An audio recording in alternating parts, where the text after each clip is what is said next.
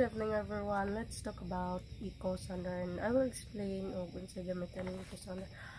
Ang eco sounder di ay is usay gitawag siya og kanang deep sounder or fish sounder. Nga ang eco sounder di is kanang very important ni siya sa mga barko kay mo ni siya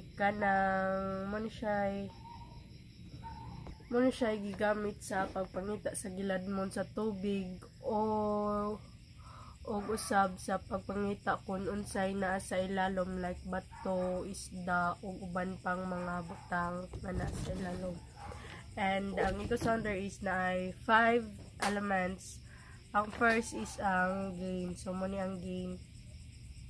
Ang gain day is kini ang volume sa imong eco sounder. Kung imong enhance ang gain, mas madungog nimo ang faint echoes, pero pwede pod nga daghan kayo ang saba, so you have to balance it para klaro ang imong readings. And second is ang range. So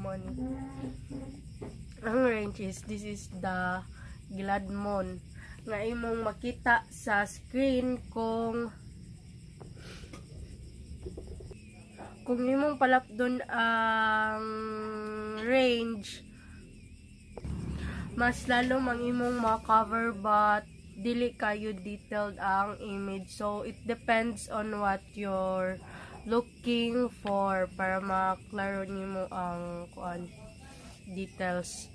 Ang third is ang face. Ang face is a bit of technical, pero it's help you adjust the signal sa screen para mas klaro ang mga objects na dool sa seabed. And ang fourth is ang white line. Kini nga white line is mo ni siya ang mo-highlight i-highlight niya ang mga button sa dagat para dili ra nimo makita para dali ra nimo makita ang mga isda or other objects nga naa sa dool. And ang fifth and the last is ang time varied gain. This is important kay tungod kay ang signal mawala kung mas lalom na ang object.